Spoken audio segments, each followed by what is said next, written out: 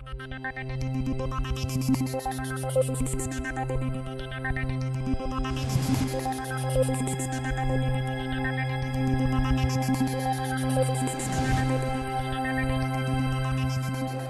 welcome back. We're going to go on with that last point that Steve Weinberg raised before he left, essentially, which is the faith-religion issue. Actually, while this is up, just before I forget, this is a painting by Anselm Kiefer. That's by William Blake. But the other one is called Sternenfall, which means starfall, and I've loved this painting for a long time. Anselm Kiefer is a German artist, absolutely brilliant German artist, who was born in 1945 and has wrestled with these issues of heaven and faith and so on. He was in a monastery for a time, and he wrestles with this sort of issues of Nazism and the Holocaust and so on. And I looked at that painting and I thought, well, God, at some point when we get to the morality issue, I mean, here we have. This puts me in mind of Kant, the starry heavens above me, the moral law within me.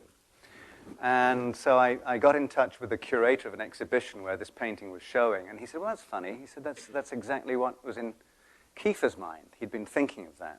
And that's actually a self-portrait. That's Anselm Kiefer lying on the ground, pondering these enormous issues. And I wrote to him and asked him if we could use this as one of the defining images for this thing, and he said he was very happy to do it. So I just thought I would mention that. We'll go on with the issue that Steve set up for us. We'll be going to Joan Roughgarden.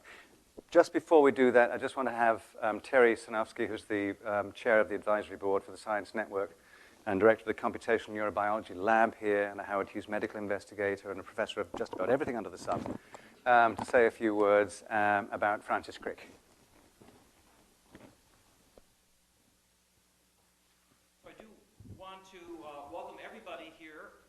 Especially those who have visitors who have traveled some distance, on behalf of the Crick-Jacobs Center for Theoretical and Computational Biology, which I direct here at the Salk Institute.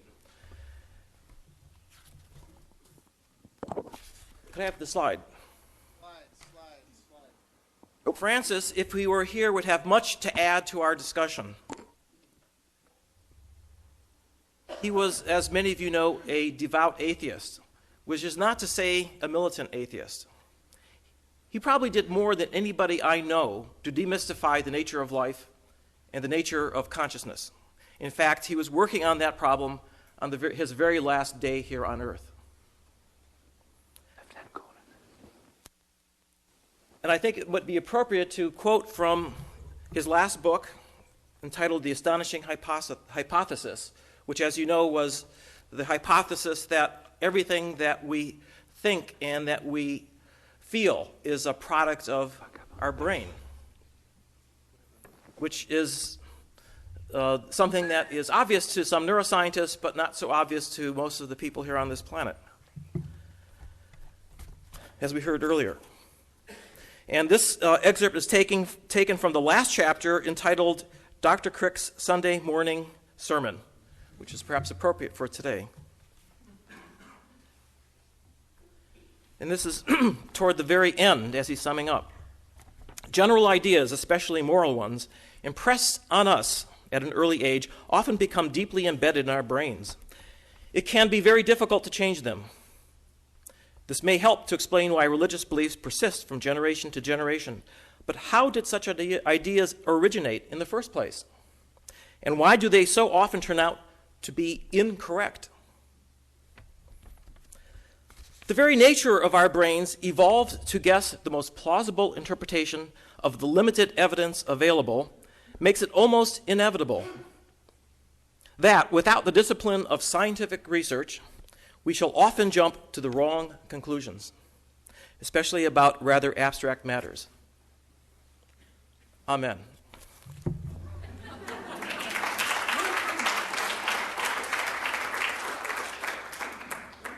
So, Joan, said a godly voice from across the room, would you like to join us and say your piece? Joan Roughgarden, let me just make one apology first of all. In the list of recommended reading at the back, There is a significant omission, which is it just fell off in the typing process, which is Joan's book, which is outside in the lobby with the UCSD bookstore. The fact that it is not here does not mean it is not recommended reading. It is recommended reading. And so Joan will follow up on the point that Stephen Weinberg started. She's professor in the Department of Biological Sciences in Stanford. And her current book is the Darwin book, Evolution and Christian Faith. But the one before that, which I highly recommend, is called Evolution's Rainbow, Diversity, Gender, and Sexuality, which is a complete eye-opener. So, Joan Roughgarden.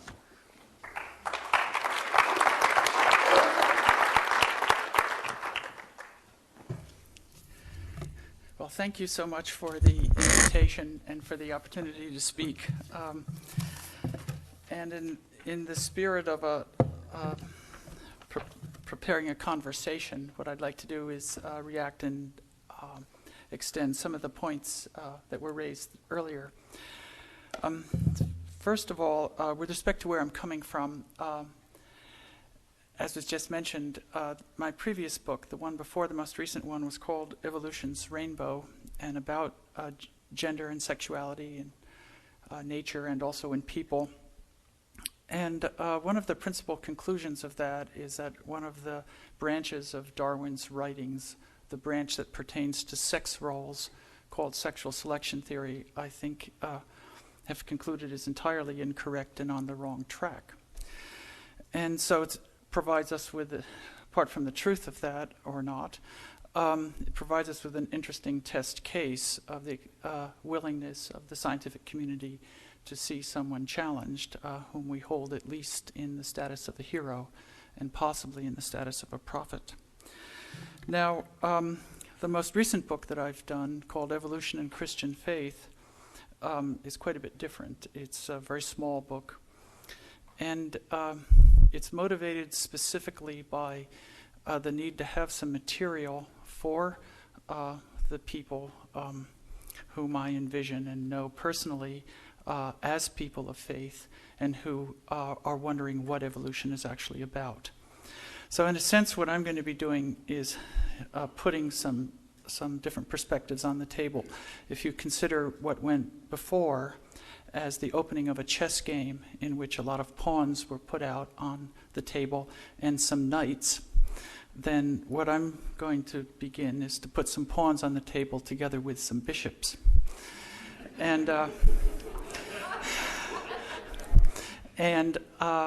But unlike a real chess game, both sides can actually talk to one another.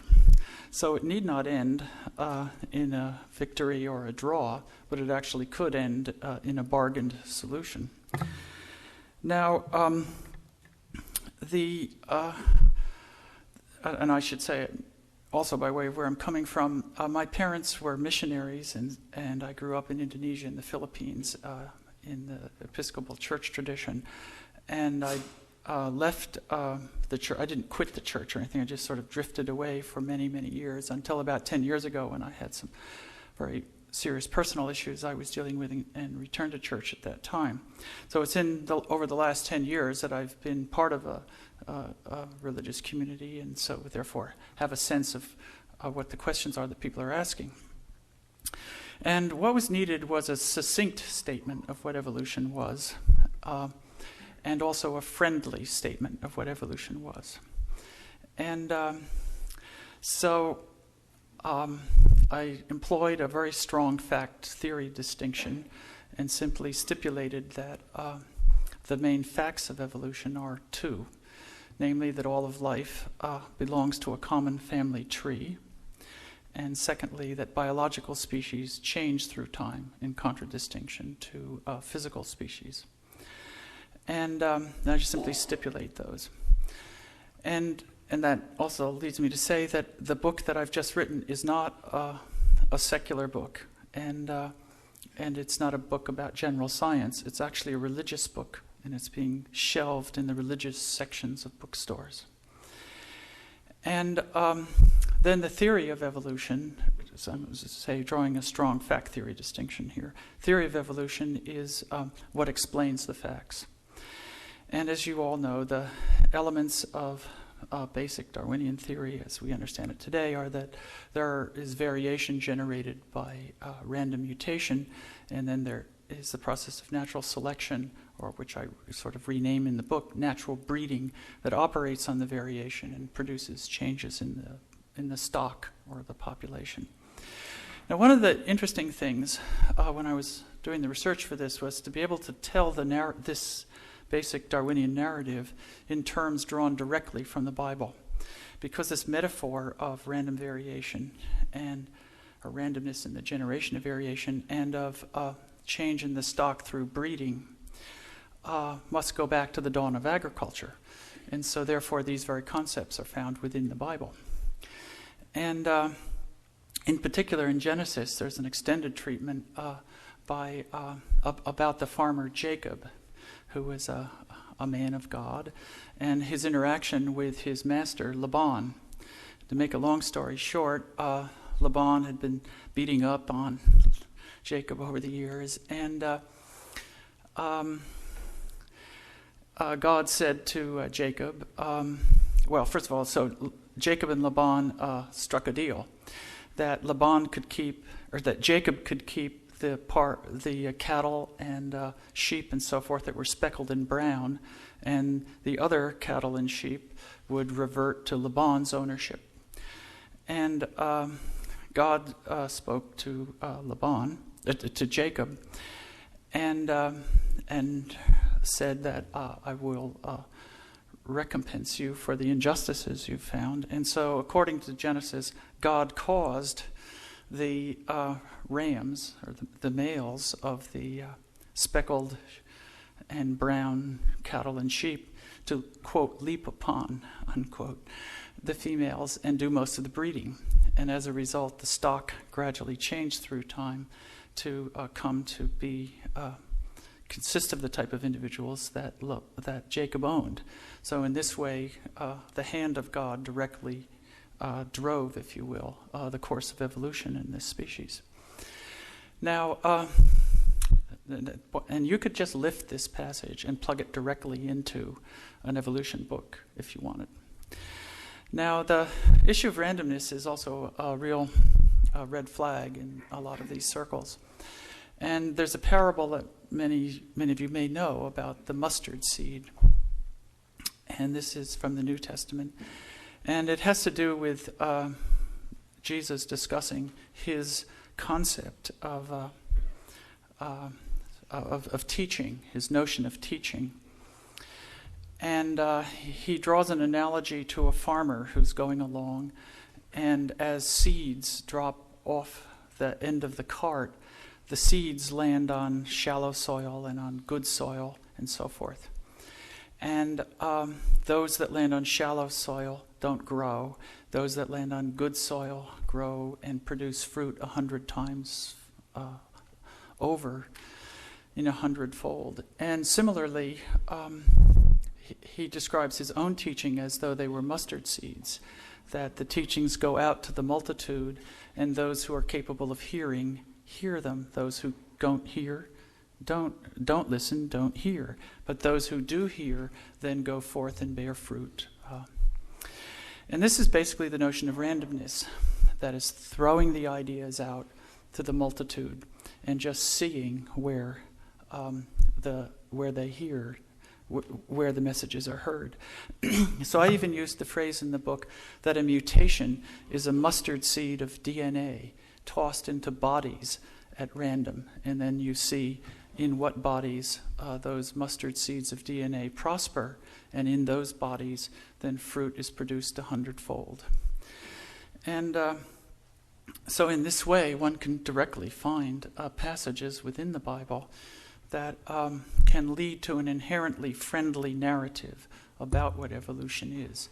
And that was a very sort of exciting thing to do, because you can then actually begin a discourse without the supposition that you're automatically going to start a fight. Now, the rest of the book goes into, it has a chapter on intelligent design, and above all, my religious, if you will, or theological criticisms of intelligent design.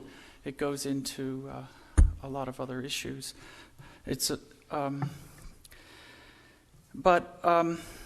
Rather than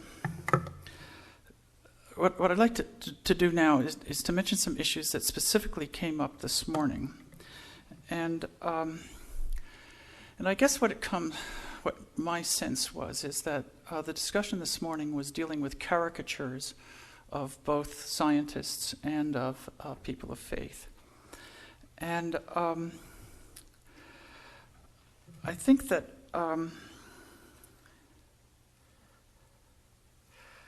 I think one issue involves the claim that scientists have heroes and not prophets. And I don't think that's obvious in the least. And I think that the status of Darwin in evolutionary biology at the moment is that of a prophet and not of a hero. And I think that anyone who seriously finds fault with an element of Darwin's writings that's not some sort of trivial fact is inviting suicide that only tenure can protect you from. So I just simply doubt the truth of the claim that scientists have heroes and not prophets. Secondly, there's an issue of whether science is correct. You see, if we're going to work with people who at the moment are anti-evolution or anti-science, and if you see these people saying, well, I believe the Bible, I don't believe scientists, are they idiots, as is in effect implied by the previous discussion? Now, on the other hand, is the science correct? I mean, what do we have to go by? Not a little while ago, estrogen was being recommended for breast cancer. Now it's a no-no. In point after point, you just never really know, if you're in the general public, what scientific assertion is correct. That's a big problem. You can say, okay, it'd be great if everybody was scientifically literate, but they have to be more than scientifically literate. They actually have to make a decision as to what elements of science at any one time are correct. And some are frequently not tested. Now, from that perspective, if you don't really know whether the science is right or not, then the credibility of the Bible rises in comparison, because the Bible has, after all, been around for a couple thousand years. And so it's not as clear-cut as this morning's discussion seemed to suggest. That obviously you should side with science and not with the Bible. Because if you don't know if the science is true, then what do you do? So it's not irrational for someone to relatively emphasize the status of the Bible. Now, another issue that comes up is the endorsement, if you will, of the rationalist model, that science is rational, and as a product of the Enlightenment is something that we should endorse. That's great, rationalism. Now, as you must know, this is a dubious point. Is rational thought all that accurate, all that correct? And what about our emotions? What's the status of our emotions? For example, in the book, I said that actually to be a person of faith is to dignify the emotional. Do we actually require a rational argument for God? And is it a mistake to do that? How many people actually are people of faith and got to that position because of a rational argument? Almost no one, I would submit. And if we look at animals, what we find among other vertebrates, fish, all sorts of things, is a lot of reliance on body English, if you will. That's why animals have colors. They talk to one another with their bodies. We talk to one another with our bodies. We communicate, at least in our bodies. We react to one another with our bodies. Rationality, great, but that at the very least is superimposed upon capabilities that we have that are broader. So And of course, there's been a lot of feminist criticism of the rationalist model, that use your mind to control your body. It's distinct from a view of body or of personhood in which a person is actually a team of the mind and the body, and they both have to work together to pull it off. So it's the notion of listen to your body, listen to your pain, which is an entirely different intuition than the intuition of the rationalist ideal. And then there's the issue of the fairy tales. Does anyone really believe that a cracker that has been blessed is Jesus' body? It's obviously not a piece of flesh. The spirit of the teaching, though, of St. Paul is that we are all of one body, that everyone within a Christian community is of one body. It's an extended passage. It's a beautiful passage, and it has to do with the claim that as members of a Christian community, we all suffer if one of us suffers, and no one individual from the community can be amputated without the community as a whole suffering. That's the sense of the body metaphor runs throughout St. Paul's teaching, and the act of having the cracker and so on is an act of joining in the Christian community and being of one body in that way. So you don't need to suppose that there is some ridiculous irrationality in someone who does go through that ritual and what it implies. Also, there's a great faith in the rational model to yield answers to ethical problems, which I'm personally very suspect of. I've attended meetings at the Stanford Medical School about biotechnology. My observations of bioethicists discussing biotechnology is that they're like lawyers trying to figure out a way for biotech companies to do whatever they want.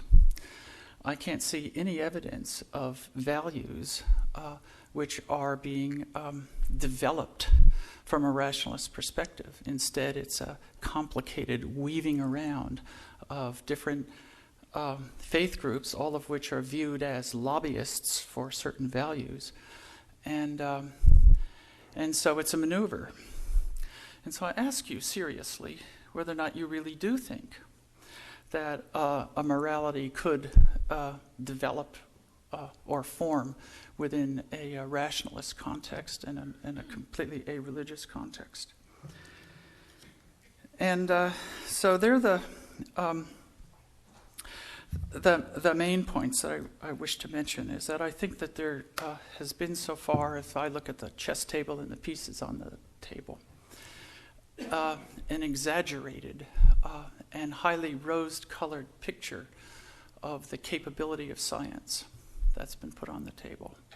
And I think that there's a ludicrous caricature of people of faith that has been put on the table. And I don't think either is accurate. And I invite you, if you're interested actually in us, actually there's another point I need to mention. And that is concerning the accuracy of science. Someone made the remark that when they read Physics Review, they see a bunch of junk papers and they don't worry about it. And that because they know it'll be found out. But actually the same might be said about teachings from the Bible as well, is that at any one time there are a number of teachings from the Bible that are incorrect. And if you actually do bother to read the Bible, it's very helpful in being able to sort out the claims that are being made about the Bible that are not actually there. But the bigger issue is whether or not the suite of hypotheses that are being considered by scientists actually do explore the hypothesis space very well. And the homogeneity of our peer group is definitely preventing us from laying on the table hypotheses about nature which have a good chance of being correct. those hypotheses almost invariably involve cooperation rather than competition. They involve cooperation rather than selfishness. They emphasize the body rather than the gene, the body and teams rather than replicators. Now, as we all know, the sociology of science is not welcoming to hypotheses which really do differ from those that are taken as accepted. Basically, the sociology and the peer review system and the grant awarding system rewards the generation of hypotheses that extend those held by the power centers. Now, in connection then, just to close on this note and to close the circle here, if you do look at the science of gender and sexuality in biology, it's almost surely incorrect top to bottom. It's a worldview of nature that postulates that gene pools consist of dirty genes, that the objective of males and females, or that males and females originate actually in a state of conflict as sperm and egg fight with each other to see who does most of the work, and in which courtship between males and females amounts to a deception of various sorts.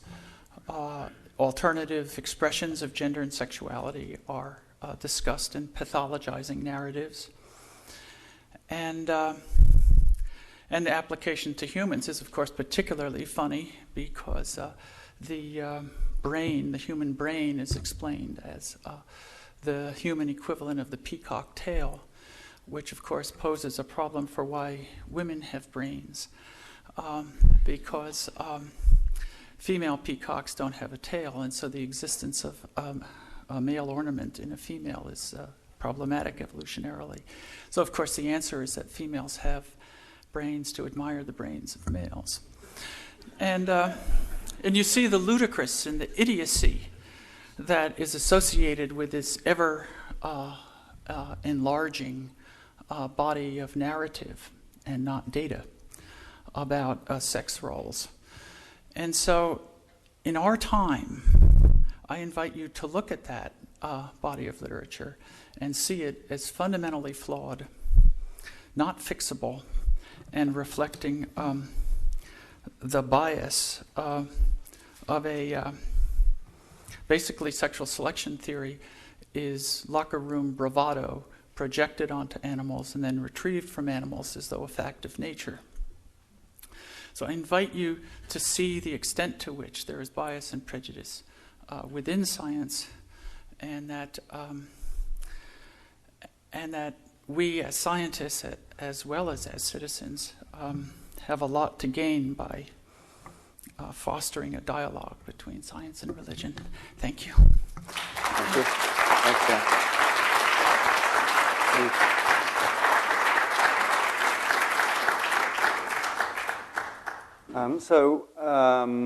Just picking up on Steve Weinberg's last image of the dear old aunt, and whether she should be retired or whether we're actually going to keep her around for a long time, and the second part of the thing, which is the locker room bravado, I suppose, whether the science is accurate or not. When we were talking at lunch, Richard, you were motivated to respond to the Weinberg thing on the dear old aunt, and my sense was that you thought it was perfectly fine for the dear old aunt to be given the hook, and we should move on to something that... Would you like to expound on that? You want me to come on? Yes, it'd be fine.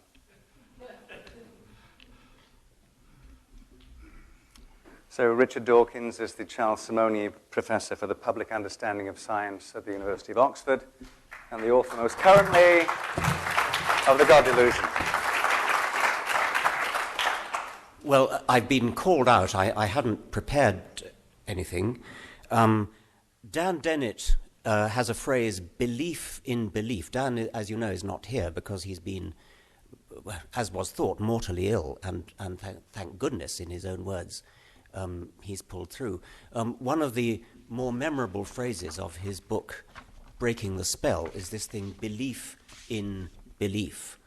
There are many people who don't actually believe in religion, but who believe in belief in religion, in the sense that they get a nice, warm, fuzzy, glowy feeling when they come across religion. They think it's a good idea for other people to be religious, although, of course, we're much too intelligent to be religious ourselves. But nevertheless, it's a good idea that there is religion around.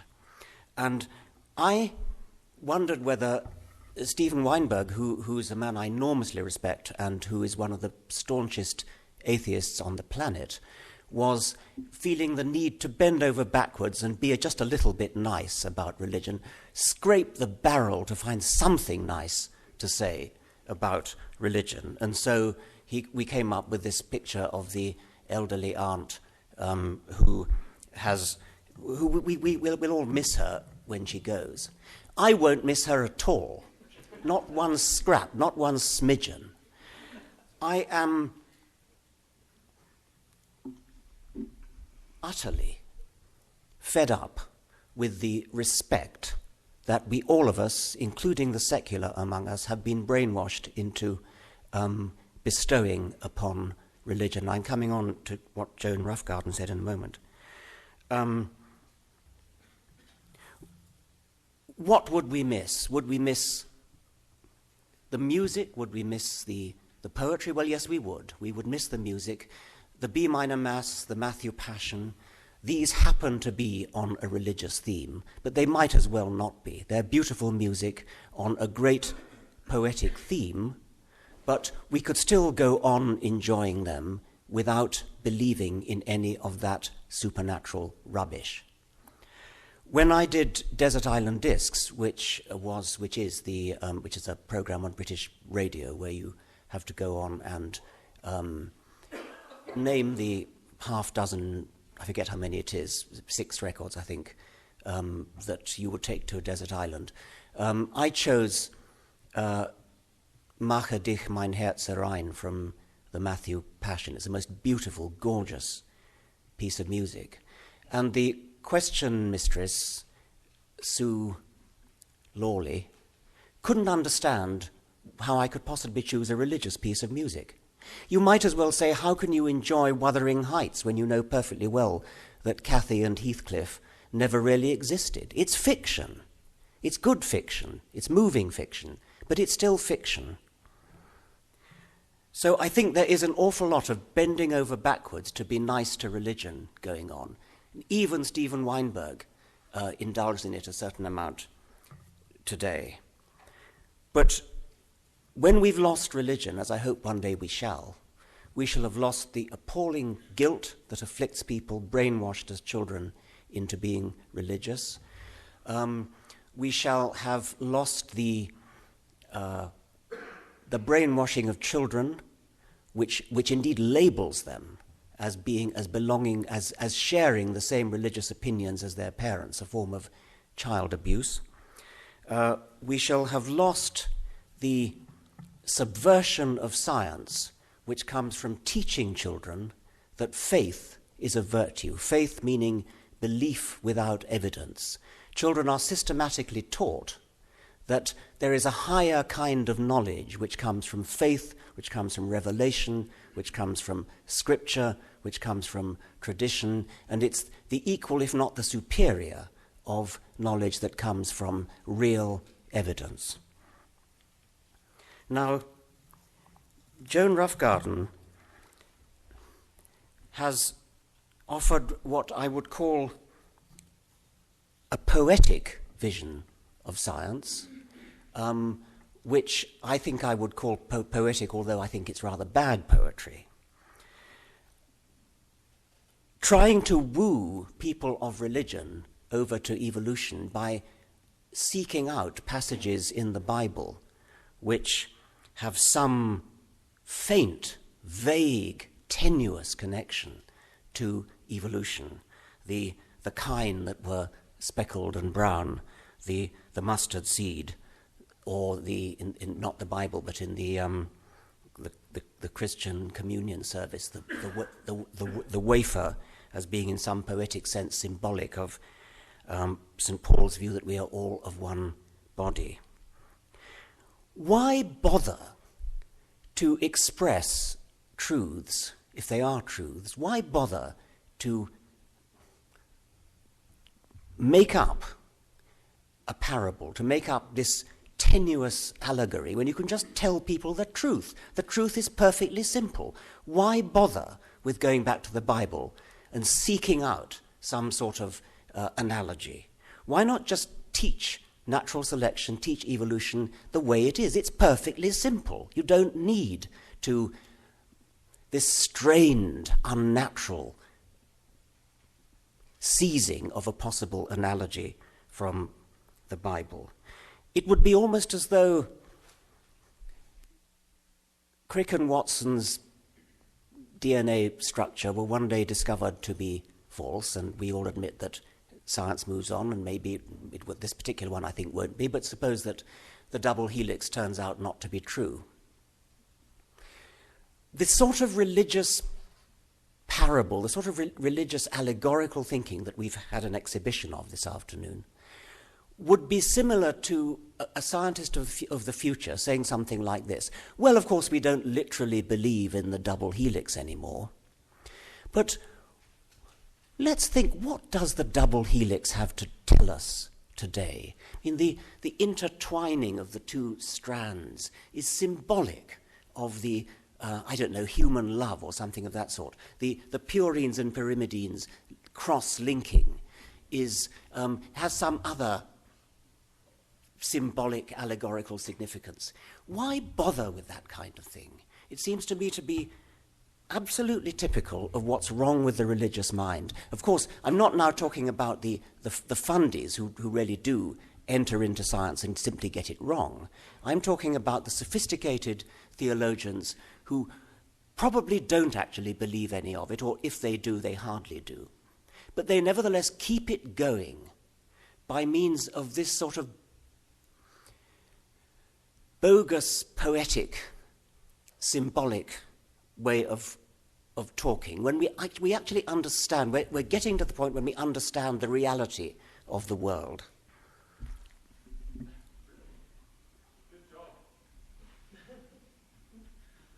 And then the thing about conflict and cooperation rather than conflict, sexual relations as deception or cooperative, the locker room bravado.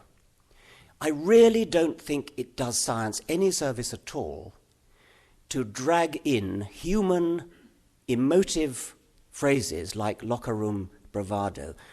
If the current theory of sexual selection is wrong, then by all means expose it as wrong on scientific grounds, but not on emotional, quasi-poetic grounds. Well, I'm sorry, that was a bit of a rant, but I was unprepared, and I'm just reacting immediately to what I've just heard.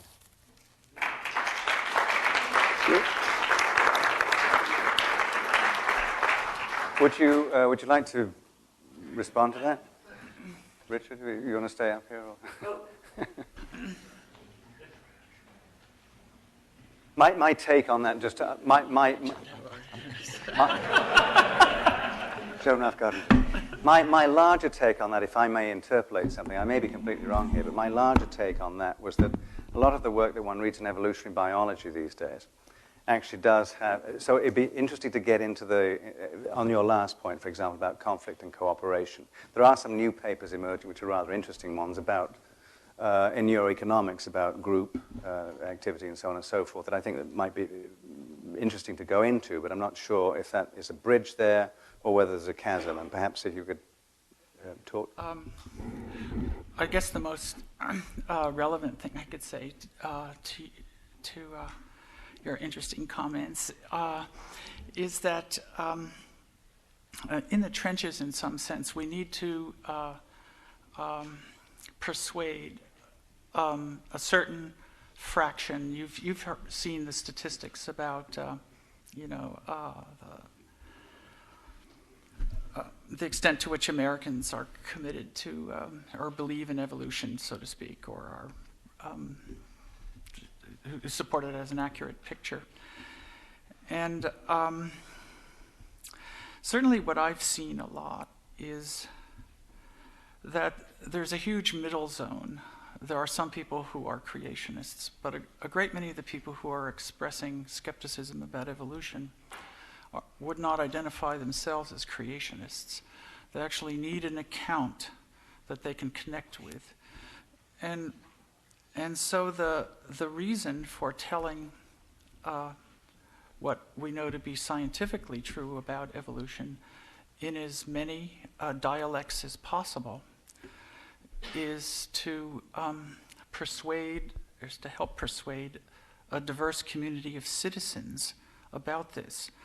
And they're coming from different points of view, and some of them would be completely convinced by the facts of the matter, but others recoil at the almost techie type of presentation of the facts, which is sometimes made. And that's the reason for poetry. Yeah. I can see that, and it harks back to, I think, something that Michael Shermer was saying this morning about if it depends on what you're trying to achieve, and if what you're trying to achieve is to win over the hearts and minds of that large religious majority of the American population, then you've possibly got a point that you want to woo them in using the sort of language that they understand.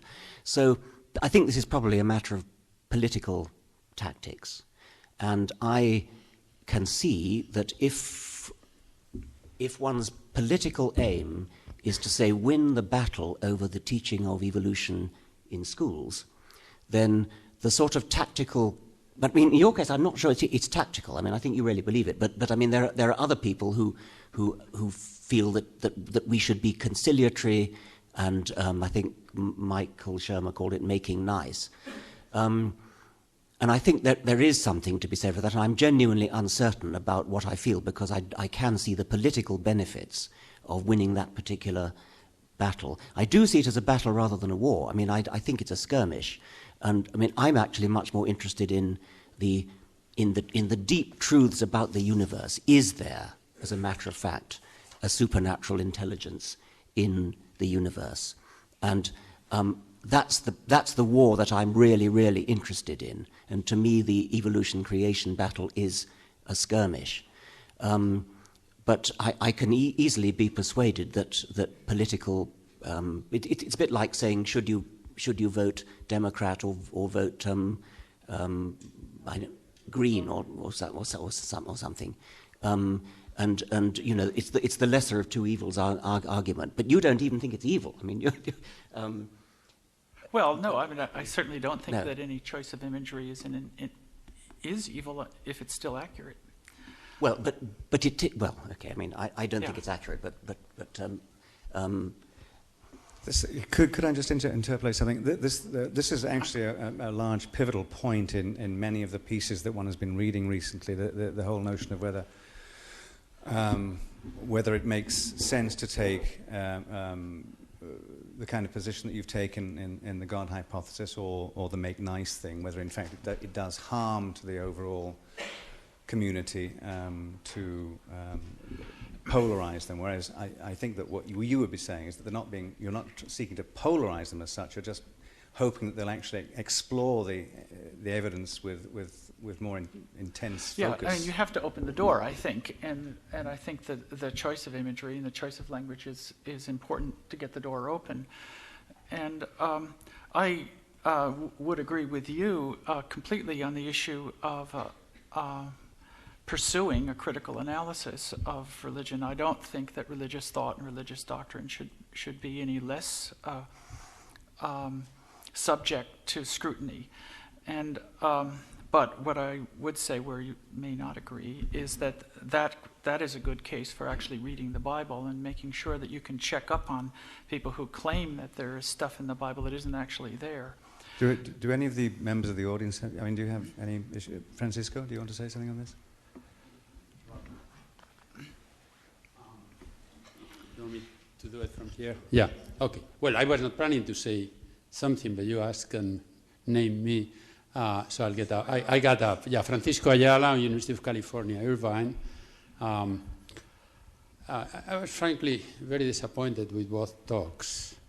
I happened to be speaking to two good friends, of many years. I think with Richard at least 24 years, since 82, when we were jointly celebrating the centenary of Darwin at Cambridge, and we were co-authors of a joint book with others as well.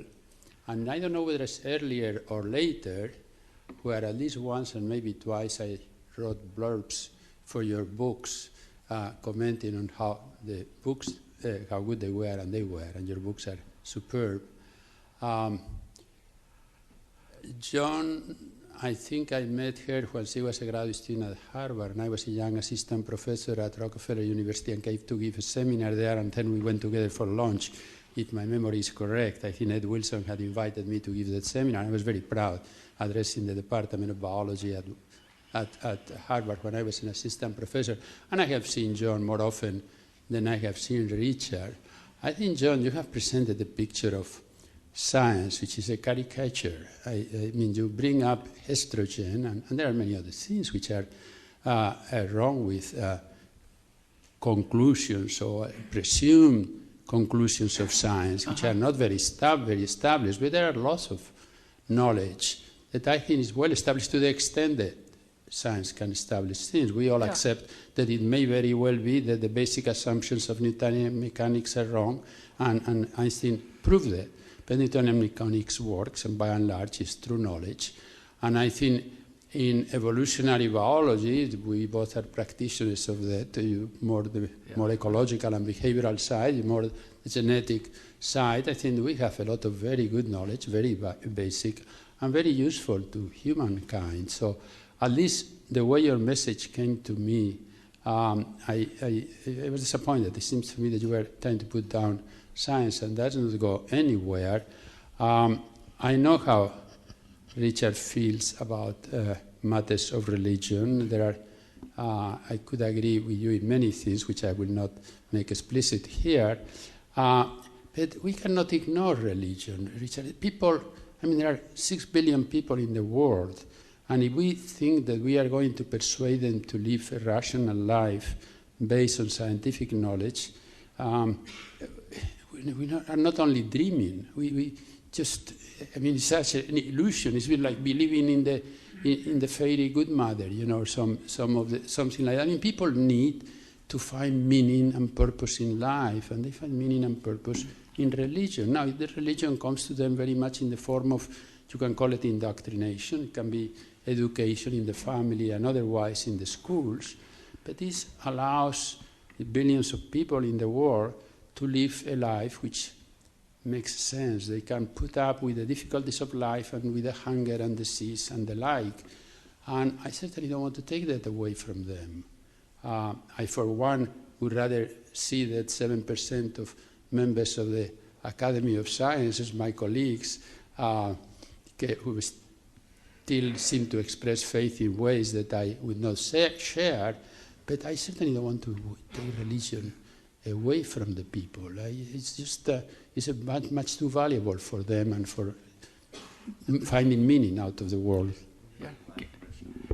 I wouldn't if I were at somebody's deathbed and they had a deep religious faith, I wouldn't try to disabuse them. I don't necessarily want to take away what people have from religion. I was surprised that Stephen Weinberg seemed to be almost expressing a kind of lament on his own behalf for the loss of religion. That really did surprise me. But I can see and, of course, acknowledge that a lot of people do get something from it. I was surprised he seemed to. I don't believe he does. And I wanted to disclaim any sympathy with that point of view. When I've been to, for example, religious and secular funerals, some people say, "Oh, well, what are you going to do? How are we going to bury our dead if we don't have religion?" I don't know what your experience is, but for me, by far the most moving funeral services I've ever been to have been wholly non-religious, where they consist of eulogies for the dead person, readings of poetry, the favourite poetry of the dead person, the favourite music of the dead person, people reminiscing about the dead person. When there are prayers as well, you just start looking at your watch and waiting for the next for the next eulogy. My wife says that it's the prayers that are the only thing that keep her going, because if otherwise she'd be weeping all the time. She's so moved by the eulogies and the poetry and things like that. I think it's not a difficult task to devise alternatives to at least some of the rites and rituals that religion provides. Certainly funerals, certainly marriages. Music, well, I've already said something about that. But I do agree with Professor Ayala that no doubt there are many people who need religion, and far be it from me to sort of pull the rug from under their feet. If they don't want to read my book, then they're welcome not to. Francisco, thanks so much for your comment. And maybe this will go a little ways to alleviating your disappointment. And I'm obviously not saying that all of science or even much of science is incorrect, but at any one time, some of it is. And I think we as scientists, and this is my point, need to be sensitive to people, to lay people who can't tell which is correct. And so they then are put in the position of having to listen to authorities, and the authorities are usually chosen by the media. And it's in this context that some of the skepticism about science arises, and especially when it's delivered as medical prescriptions that they follow, that they then have to go back on and not do later. So I think from an educational point of view, and I know you're committed to science education, I think it would help if we were more sensitive to the inability of the general public to discern where the science is correct and where it isn't. And so to cut them a little slack on this when they do doubt good science, and that we should go the extra mile to try to explain what we are actually convinced of in terms which can reach different constituencies. Okay. Larry? Just say who you are. Okay. I just have a quick question. Say who you are. Larry Hinman from the University of San Diego. I have a quick question for both the panelists, and that is, it seems like one of the dangers in a discussion such as this is that we compare the best of science with the worst of religion. And I'm concerned that some of that happened earlier today. And I think particularly when we talk about best, it can be in either of two senses, either an epistemic sense, that is getting the story right, or it can be in a moral sense. And I think some of the strongest force of Sam Harris's comments this morning, at least to me, came about from his deep moral concern about the possible damage that this commitment to religion could have. But it seems as though science, too, you're pointing out in part, I think, the dark epistemic side, perhaps, but it also has its own dark moral side. And it would seem like any discussion of these would have to look at both dimensions in both religion and science. And so if you have any comments. Shall I go? Yes. Well, that's actually the sense in which I'm concerned with the view of nature that's implicit in the or explicit in the sexual selection narrative, because it's a view of social conflict as basic, as human nature and as biological nature. And if that's true, fine, so be it. But we haven't had a class of hypotheses on the table to challenge that. And because to do so actually does unfortunately trace back to Darwin, and it's not, I think, socially acceptable to be skeptical of Darwin in that regard. But that's what a lot of people are pointing out, is that from this worldview comes a sense of ethics. It informs ethics, even if it's not a value in and of itself. And I think we do have to worry about the moral implications of it, of scientific research, and I thank you for the question. Do you have a thought on that, Richard? But I worry about the prioritizing of putting the emotional, poetic, moral implications of science ahead of the science itself. I mean, I don't actually care whether it's whether it fosters a locker room mentality or whether it's about conflict or cooperation. I care whether it's true. And to take the particular example of the gene or the individual as the unit of selection, I don't want to approach that question by saying what is best for human society, what gives the best moral lessons for humanity. I want to approach it from the point of view of how Darwinian theory works, and so I want to say something like, in natural selection, what are the units that actually survive or fail to survive? Individuals are not that, because individuals, at least in sexual species, only exist in one copy each, and so individuals are not the sort of things you can count the frequency of. They're not sort of things whose frequency changes as generations go by. Genes are. Natural selection, evolution by natural selection, or indeed evolution period, consists of changing gene frequencies manifested in changing phenotypes in populations, and the gene frequencies change as a consequence of the survival or failure to survive, the reproduction or failure to reproduce of individuals that contain those genes. To the extent that male bodies and female bodies have different optimal ways of doing things, you're going to get particular male and female expectations.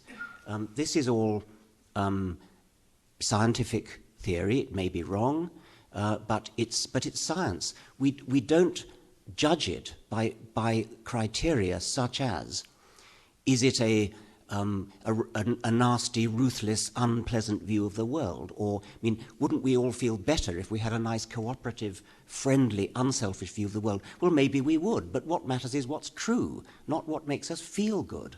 Yeah, but there's no disagreement on that point. The question is whether or not, as I mentioned earlier, the hypotheses that are on the table explore the space of all possible hypotheses very effectively.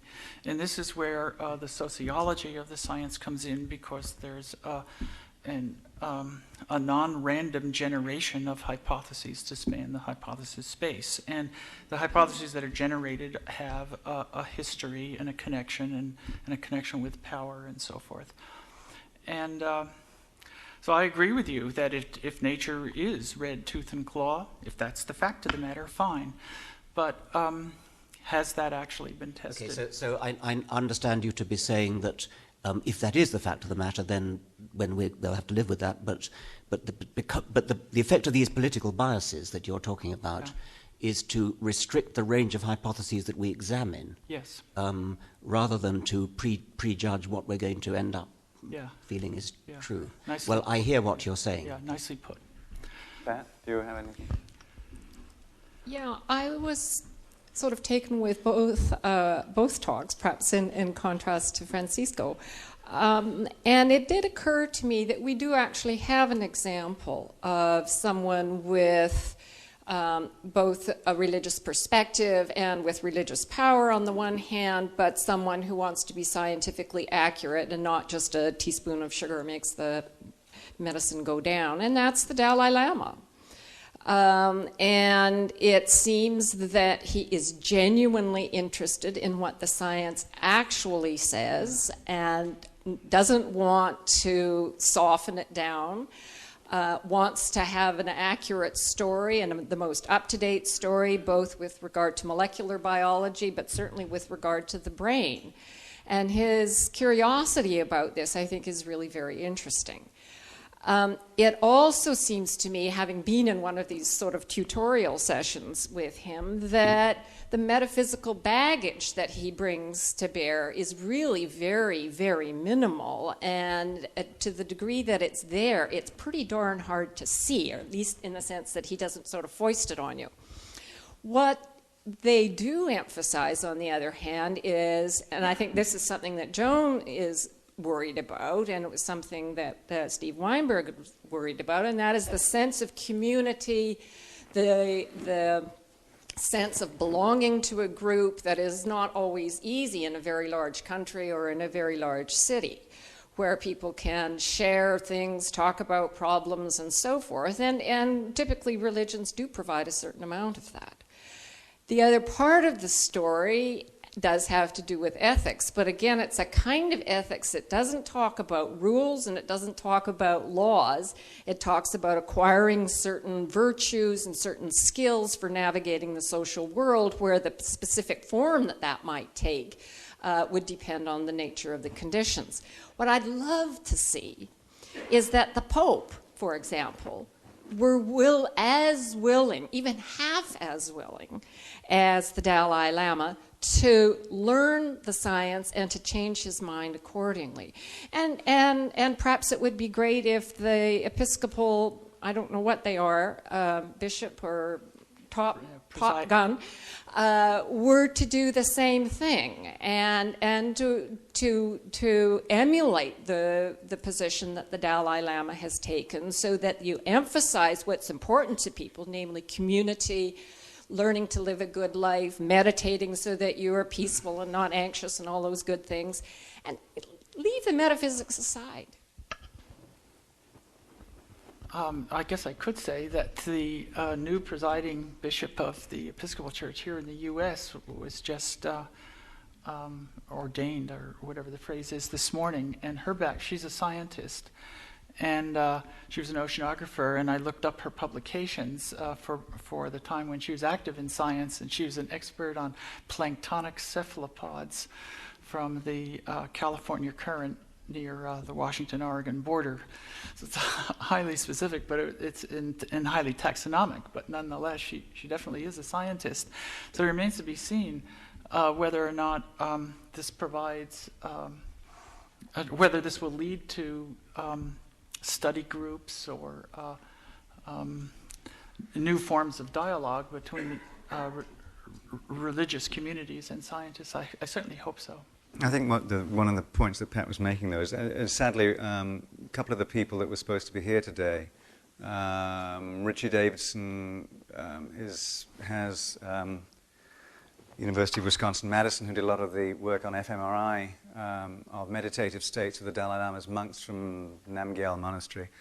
Can't be here with us today because he's got a prospective donor there and has got to go and do a presentation. Paul Ekman would have been here today, but his wife has been ill, so he can't be with us.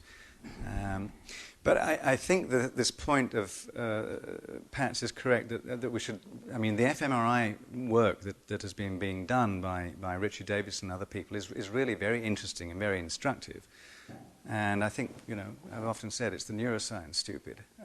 If we start understanding a bit more of that, I think we'll have some better answers to some of these vexing issues, and perhaps the problems will be less problematic. Sam, do you want to say something? Since you are... Did you want to come on down here? Got a mic for him here. Sam? See, this is the director of the Hayden Planetarium, who does this all the time. He's got something to say himself, by the way. What? He's got something to say himself. Neil, yes, I know. Well, why don't you both come down here? That'd be much easier, if you don't mind. Us both? Yes. Because I think you both had responses to this. I did have a response, but it's his turn. Well, it's all right. You can just leave the mic up there and come on down. Okay, I can hand him the mic. That's fine. You could just take a chair. Take a seat. I'll take the mic.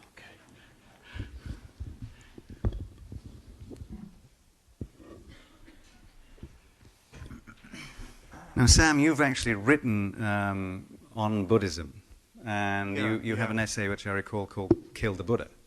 Yeah, because you take. Buddha, yeah. Although it's you not take it's obviously from that very old, what was it, 12th century monk or something. There's a koan. But your position is that in fact. Well, why don't you say what your position is? I just wanted to first respond to you, Joan, because I feel like something in my remarks struck you as a caricature both of religion and science, as you said. And I want to dispute that, although conceding several points to you. One is that the point that Richard conceded, which is it may be that there is room for different voices here, and it may be politically necessary to, at various moments, use the language of a community so as to draw them into an actual engagement with modernity.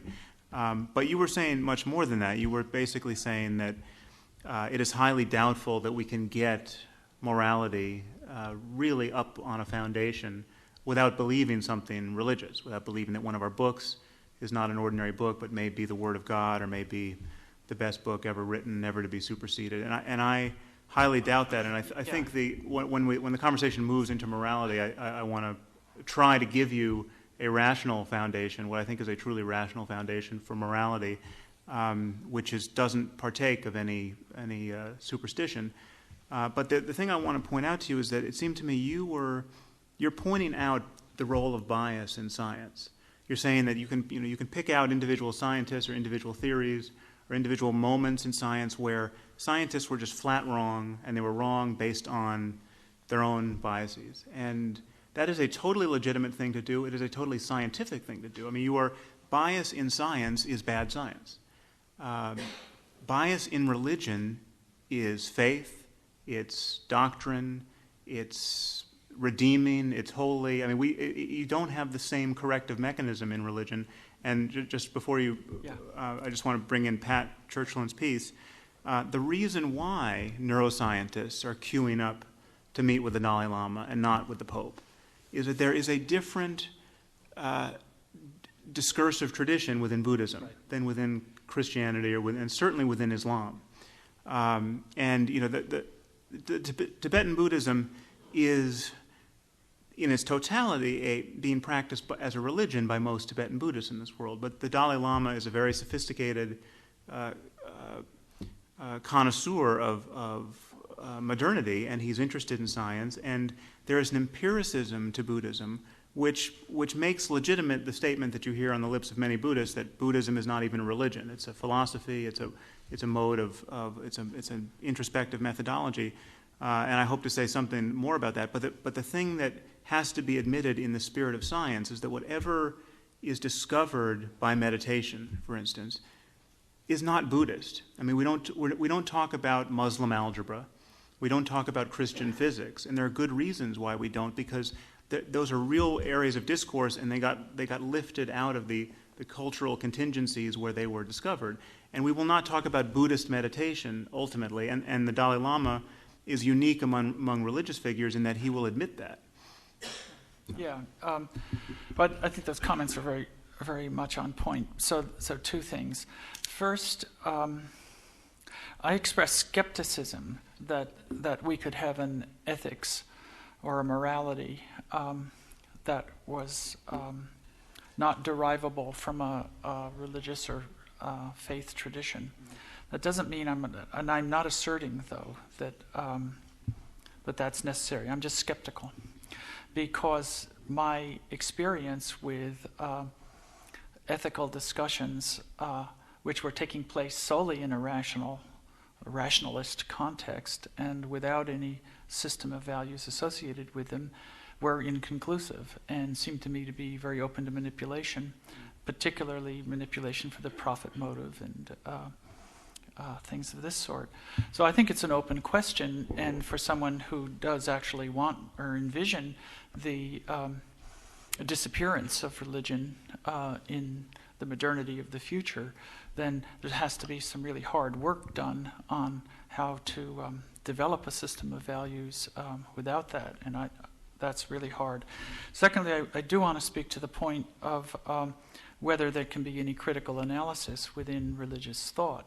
And if I may say, I think you're underestimating even within the Roman Catholic tradition, the role of critical scholarship. And I'm impressed at how much critical analysis there is on the subject of gender and sexuality within the Roman Catholic departments of theology, and I've personally been attending conferences at Loyola Chicago about this.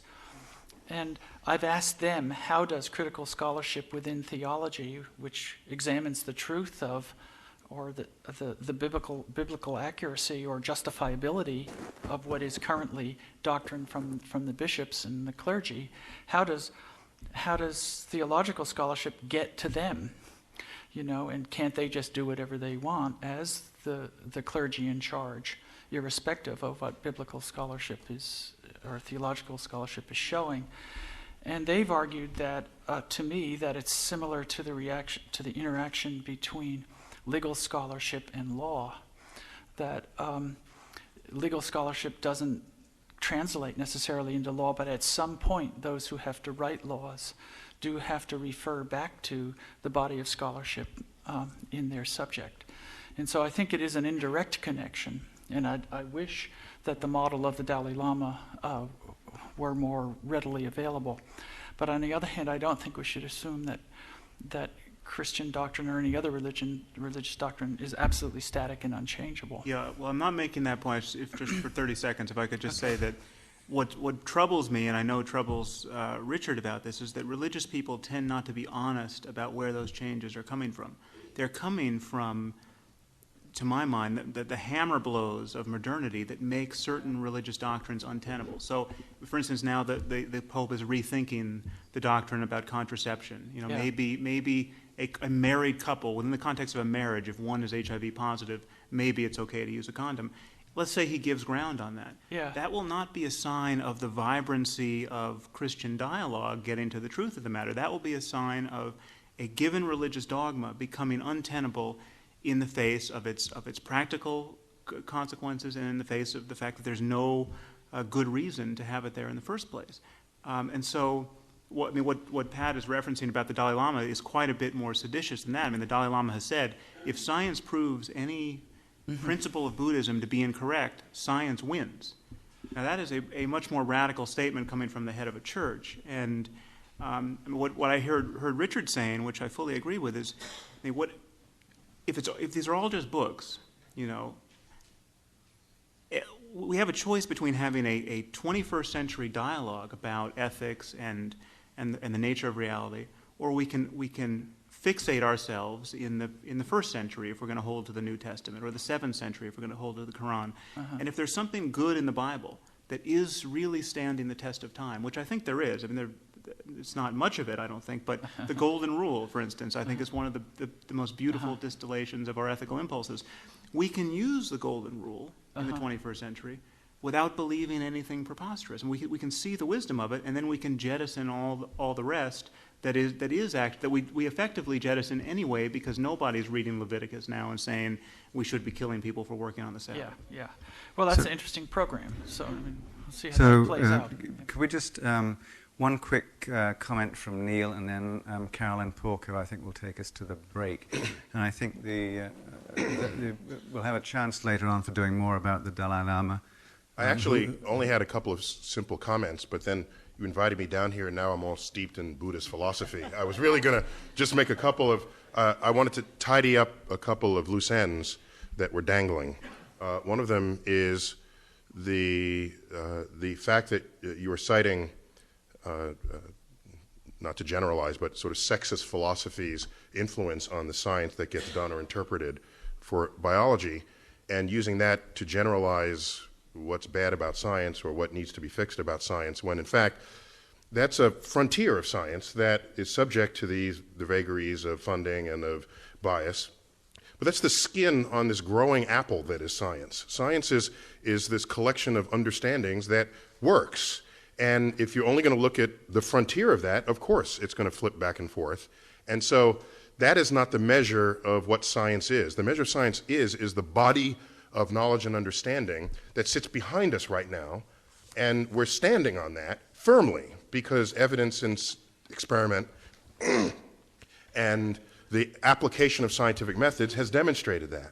And so I just want to just make it clear that, and reflecting on Sam's point, by the way, if that proves to be false, those assertions, it'll probably be proved to be false not by a sociologist who declares it's false because it doesn't sound good sociologically, but because there's evidence that says that it's untenable.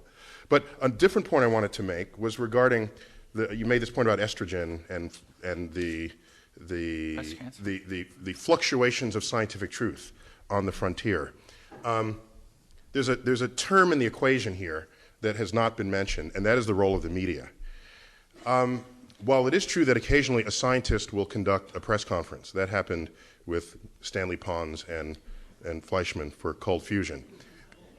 And by the way, no other responsible scientific lab was able to verify those conclusions, and so it was quickly removed from the table of science. But if you look at what medical journalists do, they subscribe to the New England Journal of Medicine, and it lands in their office, and they comb the top pages, and they make news stories on what are scientific results that are just fresh out and unverified by other groups, unre-verified by the same group, perhaps.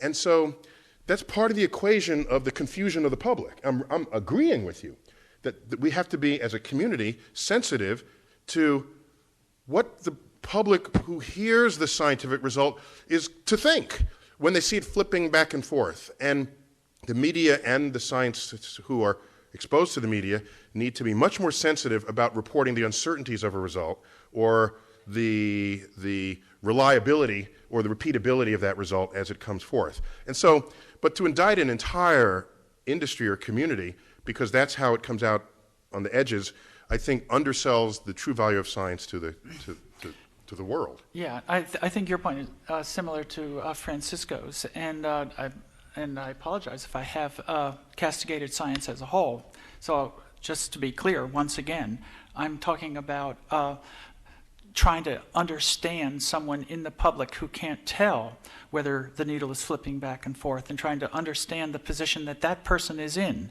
and that person has to be more than scientifically literate. They actually have to make a call on a scientific claim, and I think that's a lot of that burden is lot. on the journalist, I would say. Now, but the other thing is that I still think, if I may say, that there's a slight glossing over of scientific culpability in this, because if we take another, in the case of the estrogen and breast cancer and so on, of course it was, subsequent work did not confirm it and it was changed. But then there's the issue of the gay gene that was reported by Hammer. Now we know that's not been confirmed, and yet that hasn't been withdrawn from the table. And over again, there are scientific claims that are not true, and that we all know are not true, but are not pulled off. So I don't think that that our slate is as clean as you'd like to believe, and I'd like to believe. And I think that therefore, in a circumstance like this, where we're all here and we can promise to do a better job, we have to put our dirty linen on the table and just acknowledge that. I can have one last comment on Richard Dawkins. It'll be quick. I was in the back row as you spoke, and so I could see sort of the whole room as the words came out of your mouth, as beautifully as they always do, and as articulately as they always do. And let me just say, your commentary had a sharpness of teeth that I had not even projected for you. It was more. It was my first time meeting him, and so I felt you more than I heard you, and I asked the question, and it gets back a little to what Francisco was getting at. You're a professor of the public understanding of science, not professor of delivering truth to the public. And these are two different exercises. One of them is you put the truth out there, and like you said, they either buy your book or they don't. Well, that's not being an educator. That's just putting it out there. Being an educator is not only getting the truth right, but there's got to be an act of persuasion in there as well. Persuasion isn't always, here's the facts, you're either an idiot or you're not. It's here are the facts, and here is a sensitivity to your state of mind, and it's the facts plus the sensitivity, when convolved together, creates impact. And I worry that your methods and how articulately barbed you can be ends up simply being ineffective when you have much more power of influence than what is currently reflected in your output. I gratefully accept the rebuke. Just one anecdote to show that I'm not the worst in this thing. a former and highly successful editor of New Scientist magazine, who actually built up New Scientist to great new heights, was asked, "What is your philosophy at New Scientist?" And he said, "Our philosophy at New Scientist is this: science is interesting, and if you don't agree, you can fuck off."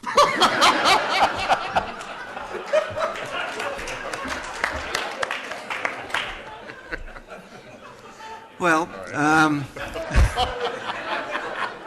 on that note, we need to do. We'll continue. This conversation will continue, but I do want to just to go out to the break with Carolyn Porco, who senior imaging, the imaging scientist, the lady who runs Saturn, as Neil said, the Cassini mission, which is imaging Saturn, and was also at the Space Science Institute in Boulder, Colorado. And I first met her, I don't know, 20 years ago during the Voyager mission, I suppose, right, at JPL.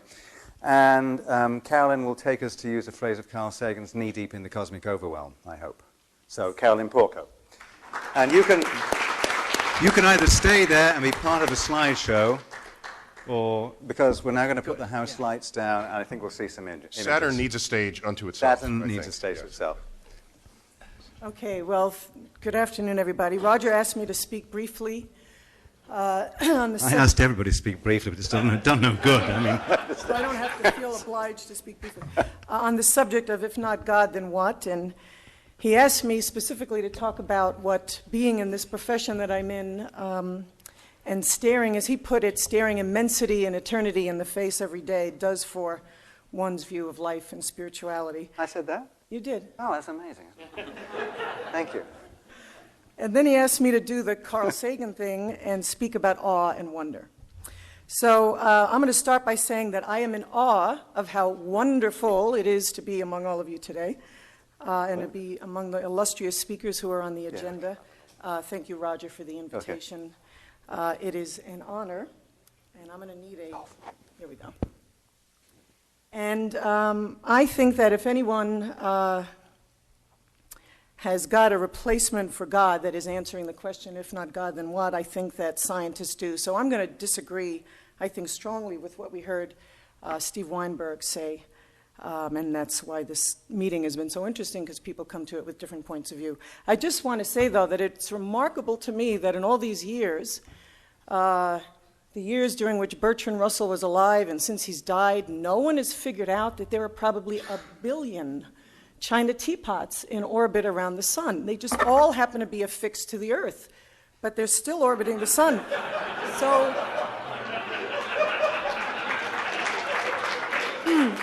So somebody should take that statement and just stick an Alpha Centauri in there and take out the sun, because the way it's stated, it's incorrect. Anyway, before one can think about replacing God, one has to find out or ask the question what role God plays. That is, why do people need God, and why do people need religion? And in my mind, they are two very, very different things. They're two different, distinct questions, because the God concept and the religion are related, but they're not the same. And I'm going to have to be taking a drink of water here at some point. And there are, of course, lots of different, many different concepts of God, and the one that's most relevant to what I'm going to say is the conceptual device that people employ to feel connected to something grander and something greater than they are. This is the idea. God is omnipotent and omniscient and immortal, and he made me in his image and likeness. And then through that connection to this great being in the sky that I look like and I was made by, through that connection to find meaning and purpose in their lives, and ultimately to find reason to believe that they too will be immortal. And I believe that we've skirted around an issue that I think is just absolutely core to everything, this conflict of science and religion, and that is that people fear death. Okay? We have a tremendous fear of death and the uncertainty of what lies after death, and I think it's a strong factor in all of this, and I'm going to say more about that later. But I think that the same spiritual fulfillment that people find in religion can be found in science. This is counter to what Steve Weinberg said. Because to me, at the heart of every scientific inquiry is a deep spiritual quest, and that is a quest to know and a quest to feel a connection to the natural world by comprehending it, and, by coming to know, if you will, the mind of God.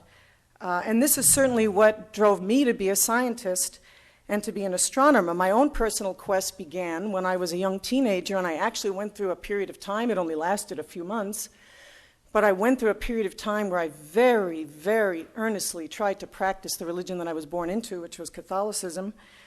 And that didn't do it for me. It just wasn't gratifying enough. And I was all engaged in asking the questions, the big questions of wonder. What are we doing here? And what is the purpose of us being here? Why am I personally, individually here? And to find out, I turned to the study of astronomy. And it seemed to me if there were going to be any answers to be found at all, they were going to be found in the facts and in understanding the greater theater within which human life has unfolded. And I was right about that. Being a scientist and staring immensity and eternity in the face every day is about as meaningful, I think, and grand and awe-inspiring as it gets. Especially we astronomers, confront the big questions of wonder every day, and the answers to these questions in the aggregate have produced, and this is with absolutely no hype, have produced the greatest story that's ever been told, and there isn't a religion, I think, that can offer anything better.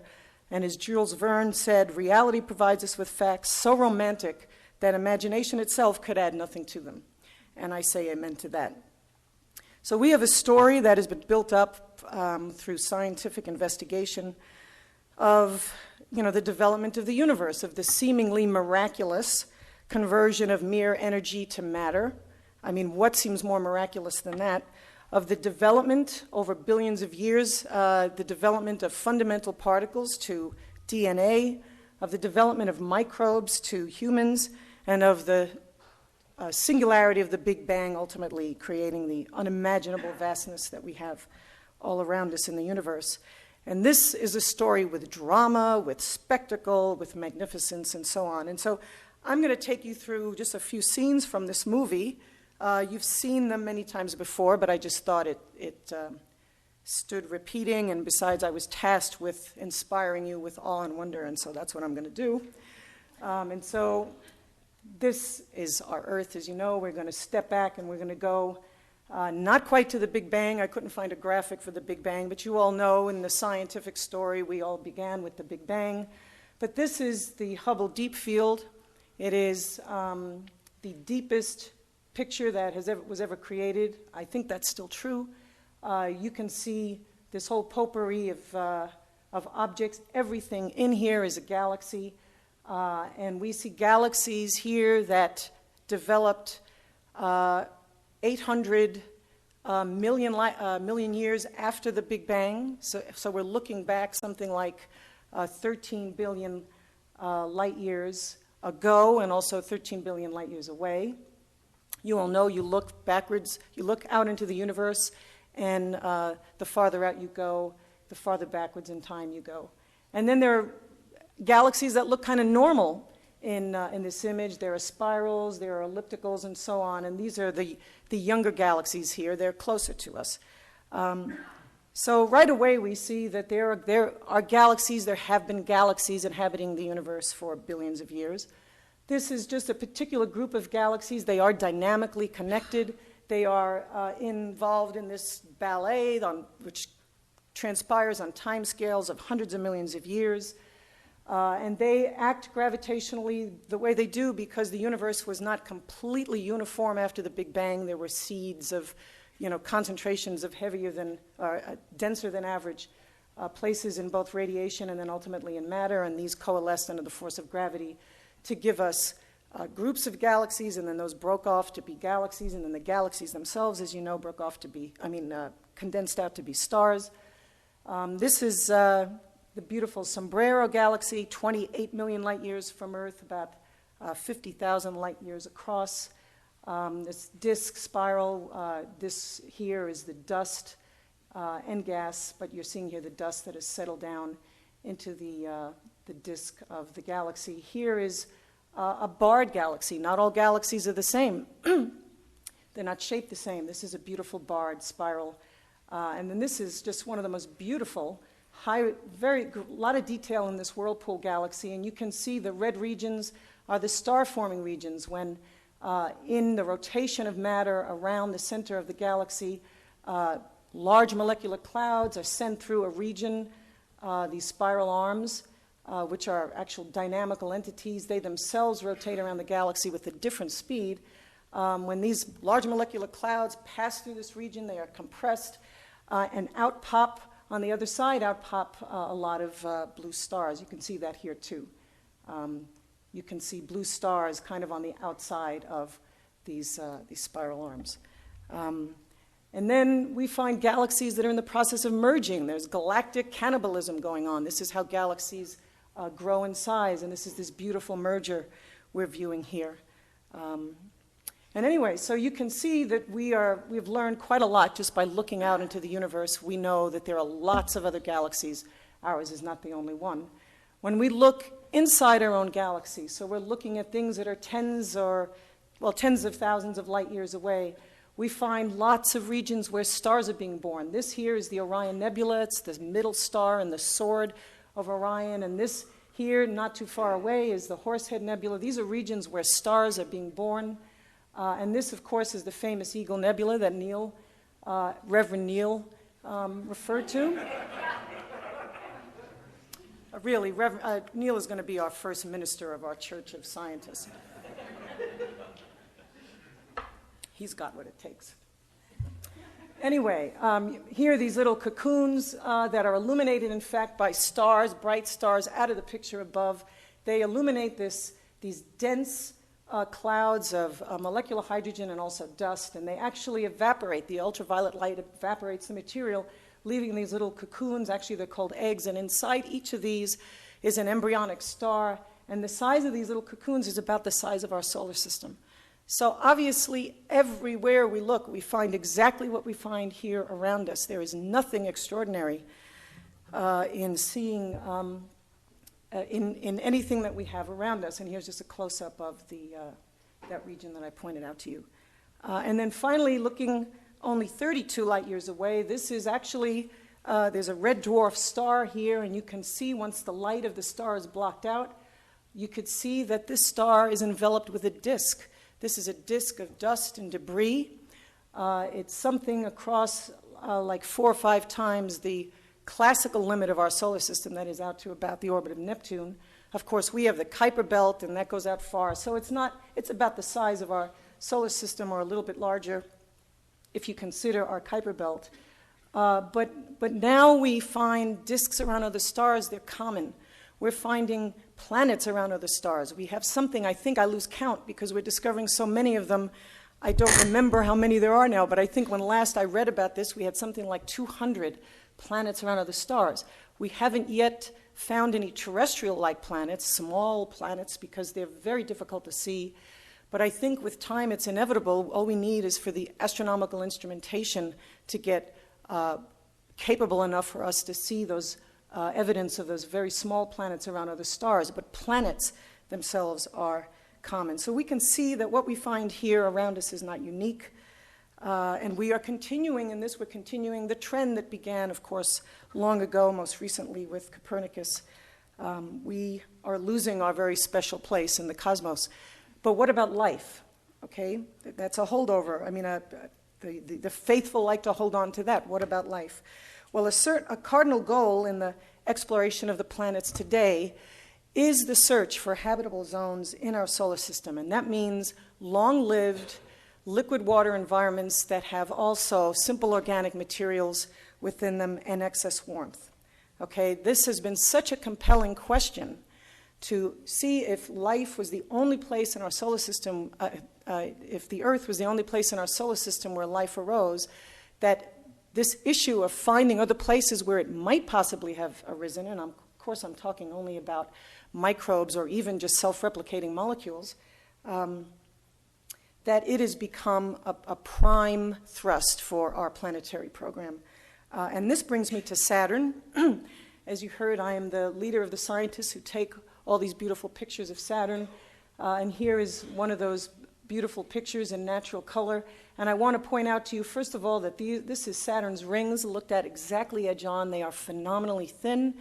And in fact, we know that the processes that go on in Saturn's rings are very similar to the processes that go on in the spiral galaxies and also in those debris disks that we find around other stars. So we actually have the capability of understanding those processes by examining what is contained in Saturn's rings. But I want to call your attention to this little body here. It's called Enceladus. It's no bigger than the state of Arizona. It's very small, and it is a very unusual moon. We could tell just by looking at its surface early on in the mission that it was unlike all the other icy satellites around Saturn. It has very few craters, and that means that the surface is young. You can only look at this to know it is completely tectonically tortured, this satellite. It's had a very complex geological history. And sometime around July of 2005, we executed an extraordinarily close flyby of Enceladus. We flew closer to Enceladus than any other moon in the Saturn system, only 175 kilometers above the surface. And then at that point, we were staring at the south polar region of Enceladus. And now this is where all our attention is on this moon. It is characterized by a ring of fractures and folds and mountain belts that is contiguous, completely goes around the South Pole. And you're looking at the south polar region right here. It's characterized by these fractures. This is a false color image. Enceladus is completely white because it's completely water ice, except for these cracks where we find they are in fact distinctly colored here because we find simple organic materials are coincident with these fractures. And then another remarkable result is that we have found that the hottest place, the warmest place on Enceladus is the South Pole. That's as bizarre as finding that the South Pole, the Antarctic of the Earth, is warmer than the equator. That's how remarkable this result is. And the hottest region in the South Polar region are these fractures. Okay, and then as if that weren't enough, we found that issuing forth from these fractures are jets of fine icy particles extending. Here you can see tens of kilometers into the space above Enceladus. And when we take an image like this and we color code it to bring out the faint light levels, we find that these jets feed an extensive plume, and in other pictures we've found that this plume extends for 7 or 8 Enceladus diameters. It is a remarkable, dramatic finding. And when my team and I have taken these images and the other information collected by Cassini, we have found that it is possible that these jets are in fact geysers that are issuing forth from subterranean chambers of liquid water close to the surface of Enceladus.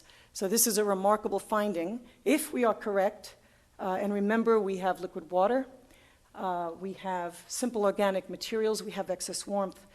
If we are correct, then we may have just stumbled upon the holy grail of modern day exploration, and that is an environment that is possibly suitable for living organisms. And the prospects of that, as you can well imagine, are thrilling. If we are correct, and if we find eventually that Genesis has occurred independently twice in our solar system, and that is a big if. But if we are correct about the liquid water, and if at some point, perhaps in a revisit to Enceladus with another mission, we find that there are living organisms beneath the surface, and in fact, perhaps even captured in these plumes, then we can, I think, be assured that Genesis has occurred a staggering number of times throughout the life of the cosmos. The 13.7 billion year life of the cosmos, a conclusion that you might imagine could prove very difficult for standard religious doctrine. So what about now this issue of death and immortality? I think that belief in God in the God concept brings with it a guarantee of immortality, and that's why people find it so attractive. People are afraid of death, and I think the approach to death in our culture is a colossal failure. We don't talk about it. We don't teach people how to anticipate it, how to feel about it, and people are afraid to die. Okay? And do we have anything in this story that I just told you that can comfort those who wish to live forever?